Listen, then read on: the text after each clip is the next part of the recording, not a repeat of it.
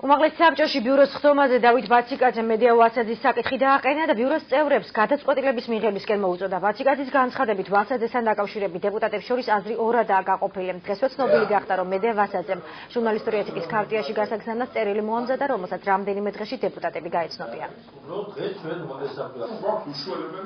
თქვენს გაიგონეთ, ჯერ კოლეგებს ხმარა მოგეს, ეგ მზად არ არიან, მართლაც 2-3 კაცი ვართ ამისთვის მზად. არავის არ ვებრძვი, მე ვიბრძვი იმისათვის, რომ ჟურნალისტებს ამ ფრაზეოლოგიით არ ესაუბრონ, ის რომ არ ურეკავდეს არც ერთი პოლიტიკოსი და არ ემუქრებოდეს და ან რაღაცის კიდე სხვა, რა ვიცი, პირადი ცხოვრების თუ სხვა იმით არ აშანტაჟებდეს.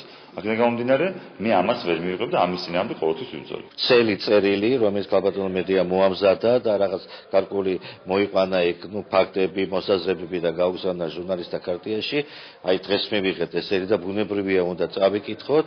ეგ სხვანაირად არის, თქვა რაღაც აქცენტებზე გასმული ხაზი. მაგრამ კიდევ ერთხელ ვიმეორებ, დღის ესრიგიდან ქალბატონი მედიას თანამდებობიდან წასვლა არ მოხსნილა. მე ჩემ პირადად თუ შემიკითხებით, მე თავს ავარიდებდი აი ყველანაირ კონფლიქტს და მე პირადად ამ ნაბიჯს გადავდგა.